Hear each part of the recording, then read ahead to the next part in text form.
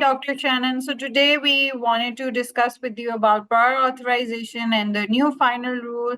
And my first question with you is going to be that the CMS final rule emphasizes the implementation of Health Level 7, HL7 fast healthcare interoperability resources, APIs to improve the electronic exchange of healthcare data.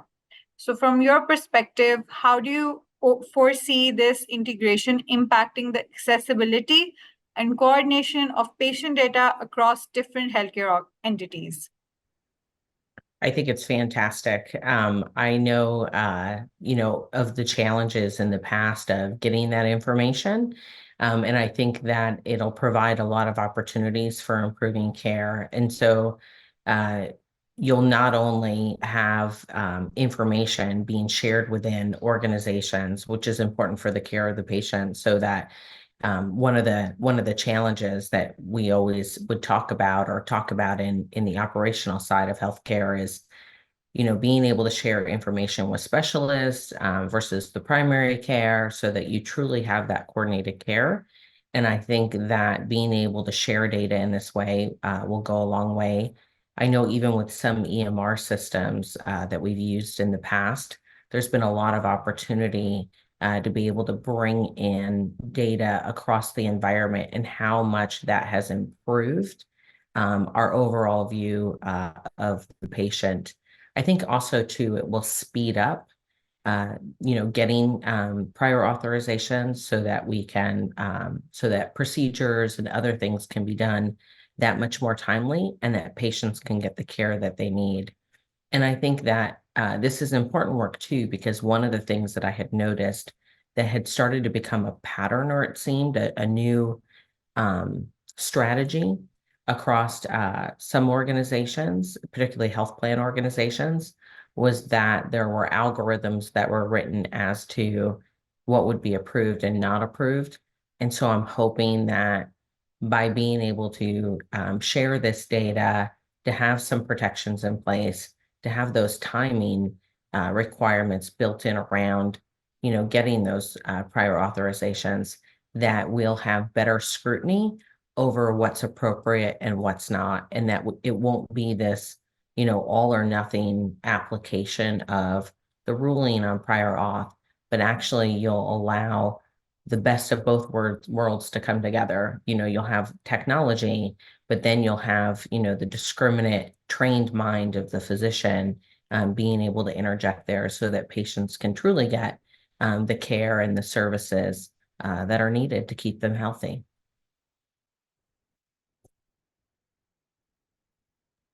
Thank you, Doctor.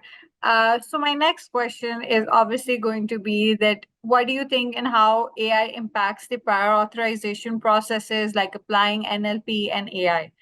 How do you think this rule is going to affect this? Uh, I think even what I alluded to it in my earlier answer, and that is I do think that the engines that we use and how we look through data, you have the opportunity to really course through the entire medical history of the patient. And so I think it provides opportunities for us to understand where there might be risks. And so really understanding that patient's health history, their demographics, anything related to their environment that could potentially impact their overall care. And so I think that NLP, AI provide a greater opportunity to have a deeper understanding, as well as wider, right? So you're getting depth and breadth of diving deep into that information. And then, that other piece that I mentioned about uh, what I've seen, I would say probably within the last year with the focus of this, when we talk about value-based care, we typically talk about risk, quality, and total cost of care. And one of the practices that I've seen come into being is this idea that, uh, you know, deny things that aren't necessarily appropriate and force the physicians to either submit on an appeal or the patient to submit And all that does is it delays work. It really burdens the physician. It puts a lot of stress when we talk about patient satisfaction, all really delaying the inevitable.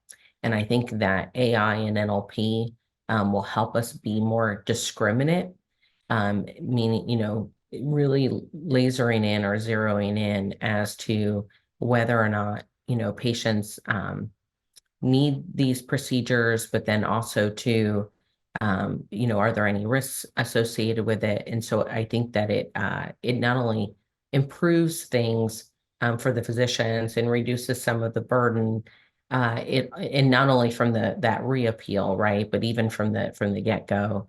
And then because they're able to look at the entire record, but then also to, like I mentioned, from the patient aspect, of making sure that they're getting the right care in the right time in the right way, um, part of that quintuple aim. And then also I would say that in order to be successful at value-based care and deliver the programs that are necessary and have the funding that's needed, it's applying those rules appropriately at the health plan. And so I think being more strategic and more focused in how those types of rules, when they're making those determinations around prior auth, right? They can be more, more pinpointed, more specific.